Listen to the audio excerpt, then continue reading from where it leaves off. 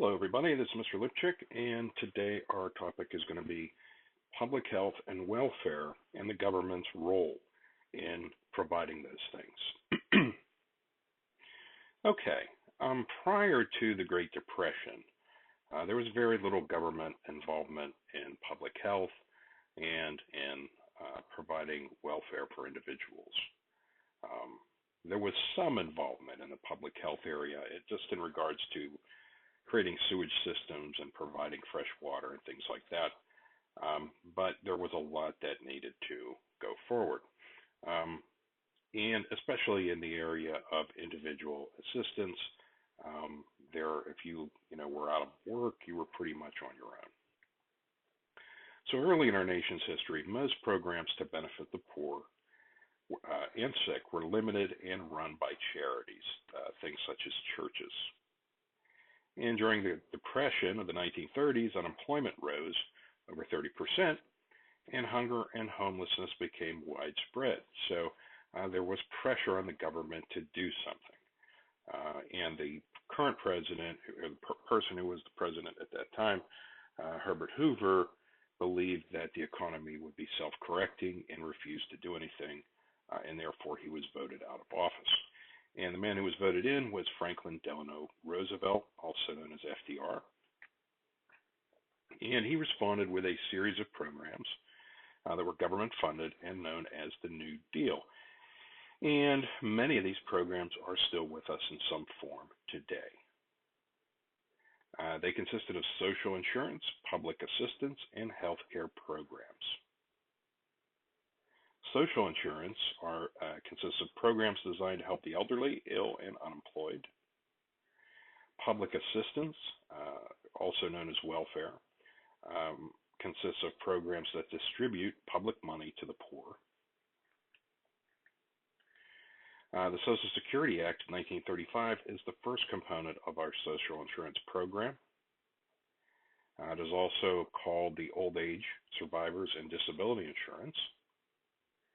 And most Americans participate in the Social Security program. The money is taken out of your check every week by your employer and at some point sent to the government so that the fund can be maintained for future beneficiaries.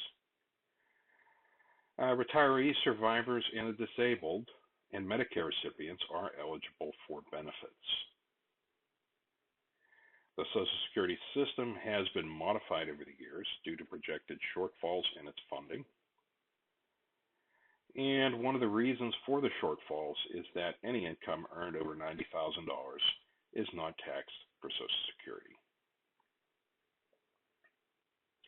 In 1981, outgoing payments began to grow faster than incoming cash, causing a lot of worries about the program.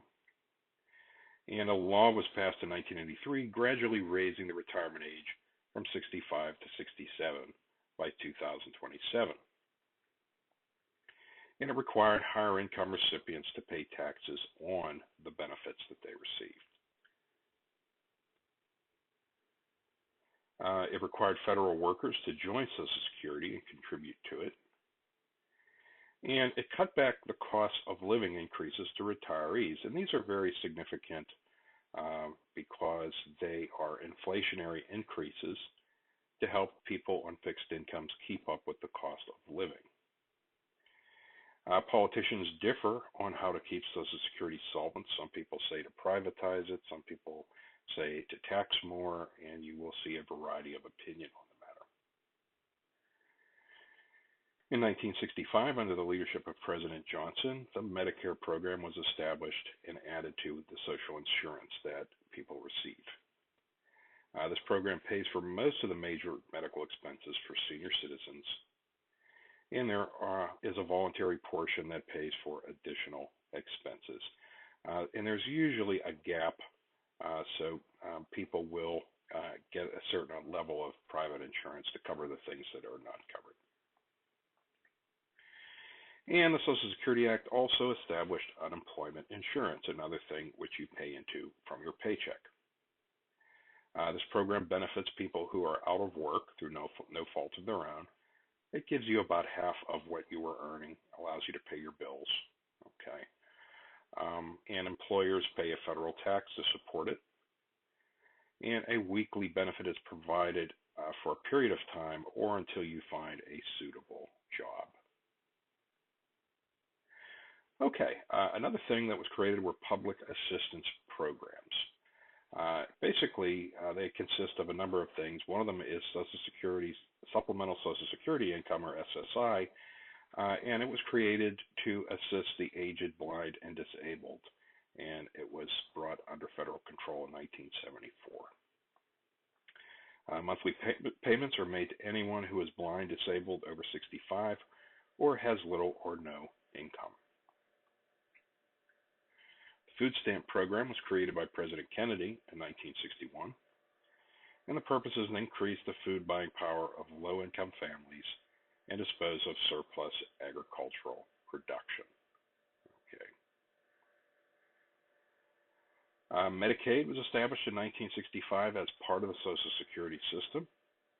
It was designed to pay the hospital, doctor, and medical bills of persons with low incomes, and it is funded by federal and state and local taxes.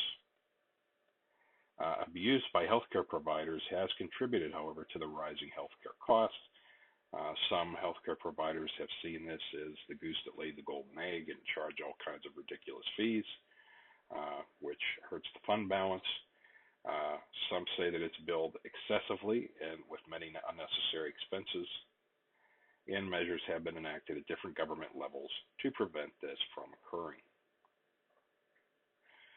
Okay, and there is also aid to families with dependent children.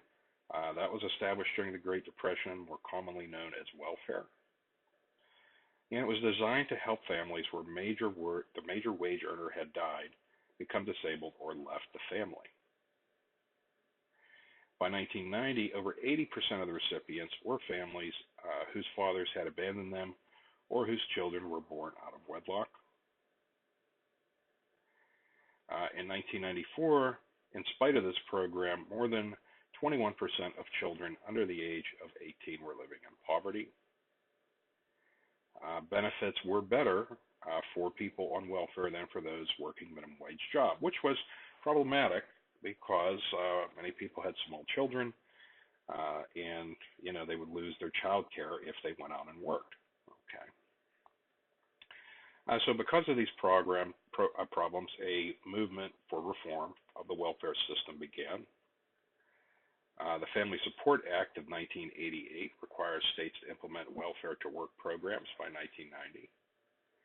The federal government would pay a portion of the costs of education and job training for people. And people who left the welfare rolls would continue to be eligible for health care and subsidized child care for a period of 1 year. 1996, President Clinton and the Republican Congress passed a bill to overhaul the entire welfare system. Aid to families with dependent children was replaced by the state-administered temporary assistance to needy families.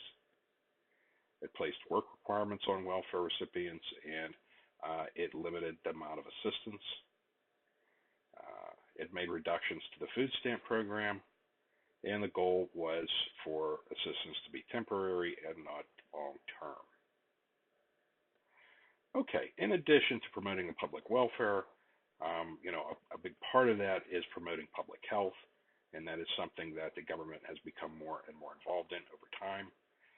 The largest expenditures for health go to Medicare, and Medicaid, but the government also spends large sums of money towards public health disease prevention programs.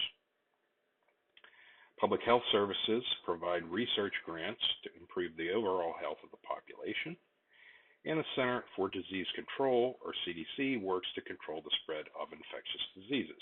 It, of course, works to control things like tuberculosis and the deadly illnesses that people always ascribe to, mass epidemics and mass deaths. Also, some of the more, frightening viruses like Zika and Ebola. But by far, the disease that works hardest to prevent is one that is one of the most common, and that is the common flu, which kills about 10,000 people every year. So one of their goals is to promote public health. And this began with the Food and Drug Administration, or FDA, which was established in the early beg your pardon, the early 1900s to test food and drugs to make sure that they would not harm consumers. Because in the early 1900s, there were patent medicines and there were no controls on what were marketed as medicines. And it has the power to ban drugs that are dangerous or ineffective. Currently, a big controversy deals with the FDA's approval of what are known as opioid painkillers, which had been banned for about 60 years because they have been shown to lead to heroin addiction. They led to overdoses. Currently, more people overdose from prescribed opioid painkillers than overdose from heroin. Both are terrible tragedies, nevertheless. And there's a movement to get the opioids off of the market for safer drugs to manage pain, because anything that has as its base an opioid or a morphine-based painkiller is highly addictive. So that is something that you'll probably see a lot of discussion about. Okay, that concludes our lesson. Thank you for attending, and I hope you have an excellent day. See you in the